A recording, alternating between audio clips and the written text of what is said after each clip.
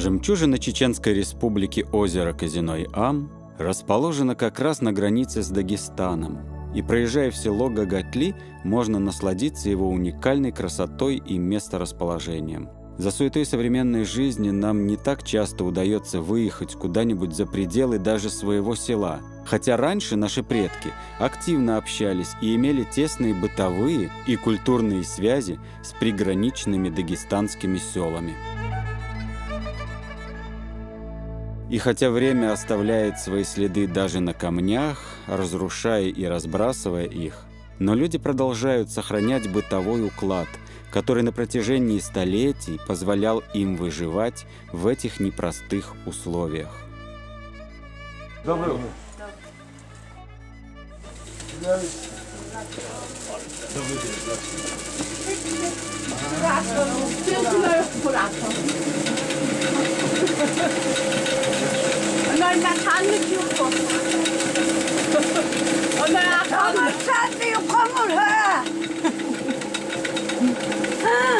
Вот она командир.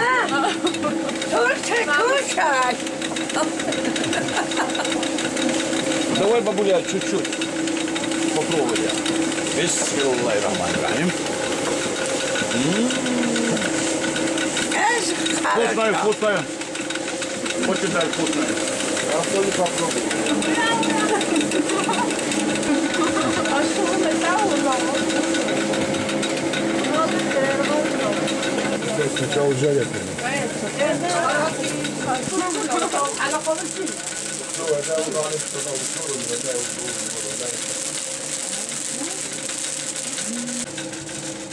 Да, вкусная штука. А?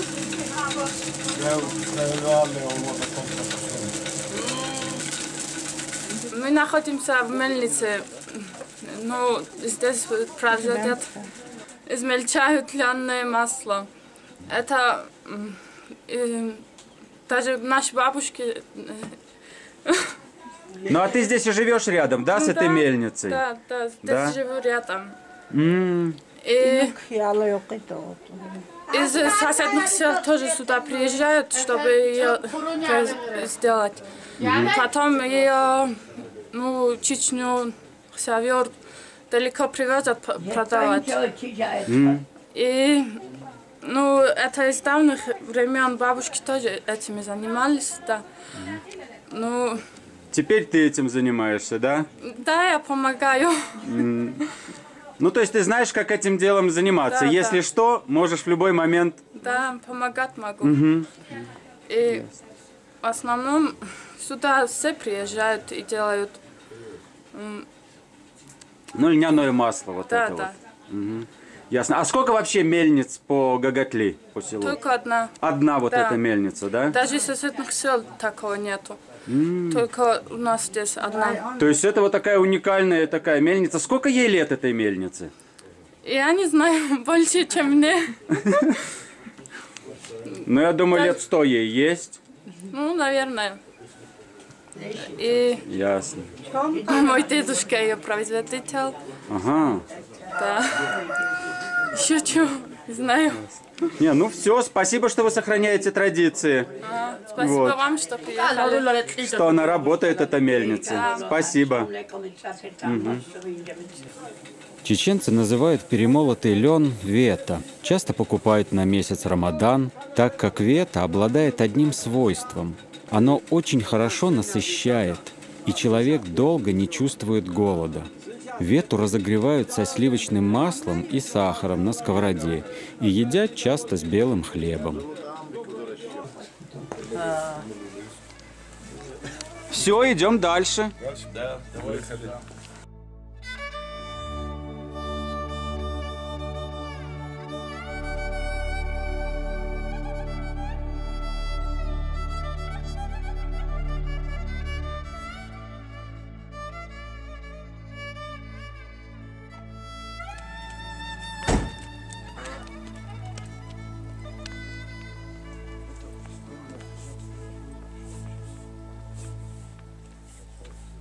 Эта кладка тоже. Камни как обтесали, подгоняли.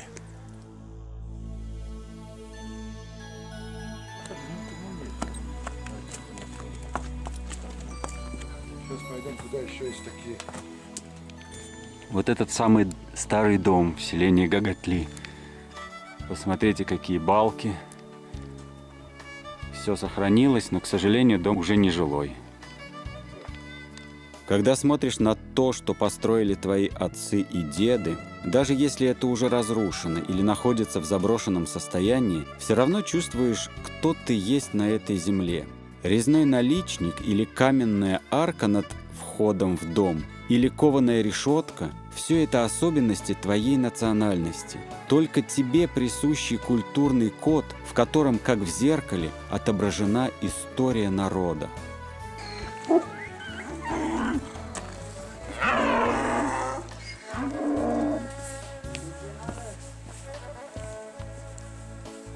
Вот, а сейчас мы подходим к кожевенной мастерской.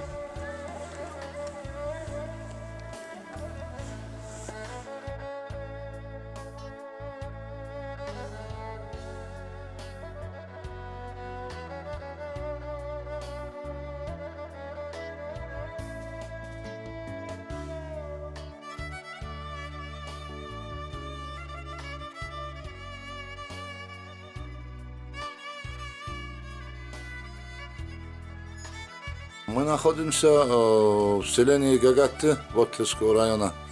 Это древнее село, одно из селений Андийского округа. Вот этот дом Хадис Илалал, жили богатые люди были, они торговцы, держали свой магазин. Чем они занимались? Они в основном торговлей занимались. Ну, это как крепость построенный дом, там внизу еще есть стены высокие, отвесные, бойницы здесь. И вот, уважаемые телезрители, посмотрите, мы нашли наличники. Как интересно они вырезаны все. В таком как бы русском стиле, но на самом деле это Северный Кавказ. Село Гагатли.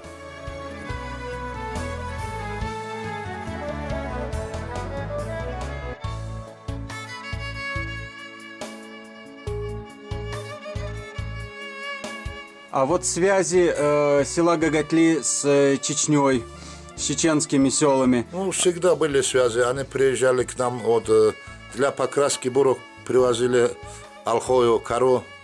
Они сами привозили на продажу. Наши люди тоже привозили. Ну, муку меняли на соль. Соль покупали там в соседнем, это Гагатли называется селение. Они соль добывали. Раньше же не было так, что привозили, как теперь, магазинов не было. Ну, то есть натуральное хозяйство, обменивались? Да, обменивались в основном муку на соль. Ага. Соль где-то брали тоже, или бурки свои возили. А вот вы сказали, бурки красили вот этой вот ольховой корой. Корой, да, черная. Это краска очень устойчивая получается из ольховой коры. И эту кору привозили из Чечни? Да, из Чечни привозили. И всякое. Ну, они в основном овец покупать, продавать тоже приезжали. И наших вот молодежь тогда кунакам отправляли, чтобы язык изучать. 3-4 месяца там находишься, не с кем же говорит по-своему. Но они по неволе учились. Вот дедушка покойный тоже рассказывал. 3 месяца, говорит, у кунаков провел по-чеченски. Все старики разговаривали. Это у кунаков, значит, вы своих детей отправляли в Чечню? Да, чтобы культурные связи укрепить, куначество там, чтобы... Вот это интересный момент. На лето, да? Ну, не знаю даже. Возможно, на лето. Раньше это. Теперь уже, конечно, русский язык для всех общий есть. Но есть, теперь тоже говорят по-чеченски люди. У них есть старики, которые по-нашему разговаривают. Ну, реже. То есть связи были тесные? Да, связи были тесные. Сейчас тоже есть связи. Всегда у нас постоянно. Все вот горное селение Абиной. В основном от Харачева ведено, с ними у нас контакты побольше, чем с равнинными. Ну, бывает, ну, связь есть, как-никак. Это хорошо, тем более приграничное село. Да. Теперь вот они турбазу построили, уже открытие было где-то 2 недели назад, наверное. Да, на Козиной-Аме. Да. И вот еще одни такие ворота каменные. Ну, потрясающие просто. Просто кто-то ставил железные двери, а в Гаготлях совершенно потрясающие каменные арки и вот такие вот ворота. Вот такие вот маленькие средневековые улочки. Потрясающие окошки. Все балки сохранились. Древнее село наше и все вот это участок 2500 лет мы отмечали где-то несколько лет назад, 5-6 лет назад, что ли, в Анде отмечали. 2500 лет? Говорят, да, раскопки находили, тут в учебниках есть такие эти самые моменты, там бронзового жеребца вроде нашли, маленький памятник какой бы, это самое. Надо показывать молодежи, чем занимаются соседи, какие культурные есть связи, какие культурные есть, моменты. Вот, взаимосвязи между двумя народами, между дагестанским и чеченским народом. И то, что они все время были очень тесными. Да, были тесные контакты, были... Например, если уже в Казахстане, когда на заработки ездили наши люди, в Казахстане, когда я чеченцев встречал, уже как односельчанина, они к нам тоже так же относились. Потому что издревле у нас эти связи, и культурные, и всякие, и родственные. Все связи, короче говоря, по возможности, какие можно. Что у нас есть, они у нас покупают или берут, что у них есть, мы у них. Это традиция отцовская, отцы нам передали, мы тоже будем поддерживать.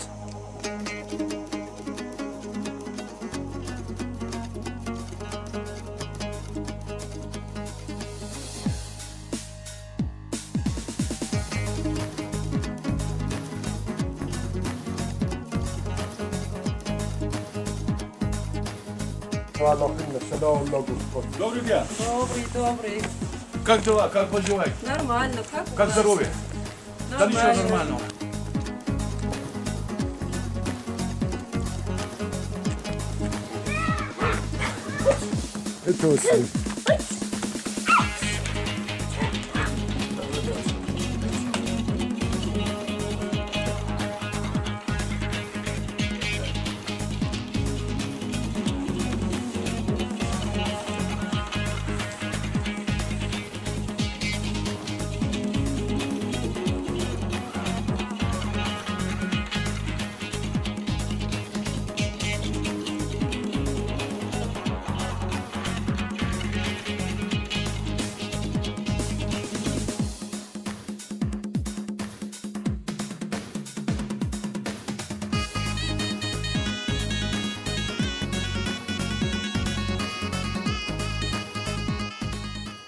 На машинах все, дороги расширили. Здравствуйте.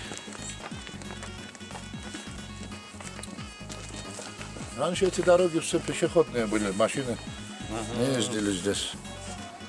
А сейчас немножко расширили, да? Да, это все дороги почти расширили уже, хотя бы чтобы УАЗик или Газель, чтобы мог.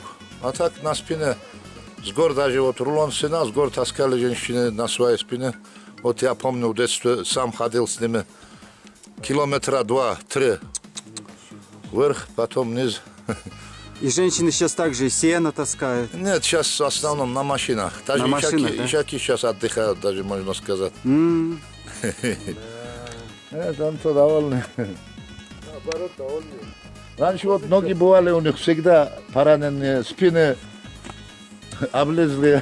Потому что таскали все время.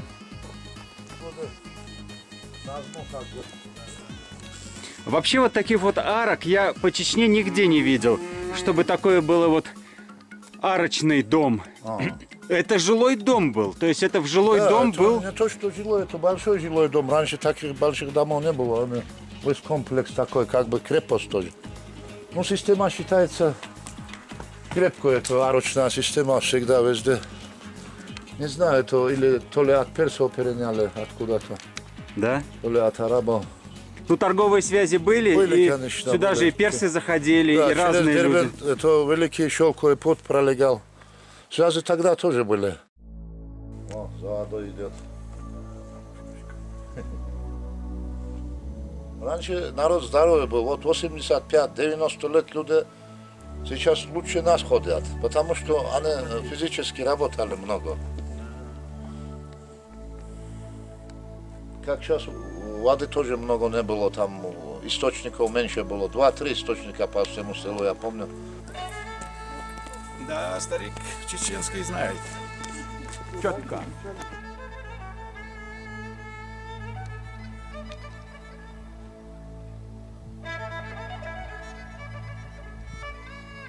Как обычно, чтобы узнать побольше о людях, которые в древности жили в этом селе, мы посещаем старинные кладбища и изучаем надписи и рисунки на камнях.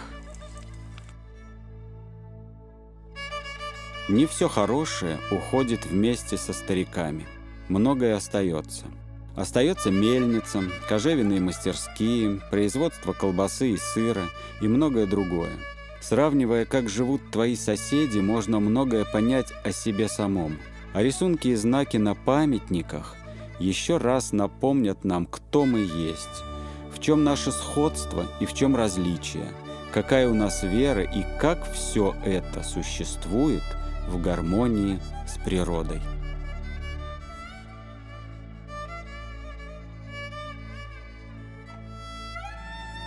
И вот здесь, уважаемые товарищи телезрители, посмотрите. Это у нас 1, 2, 3, 4, 5, 6, 7, 8. Восьмиконечная звезда над полумесяцем. Вот здесь вот просто цветочек.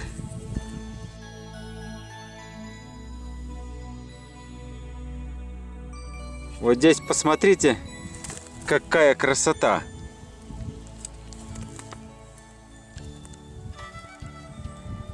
И заканчивается все шестиконечным таком, снежинка над полумесяцем.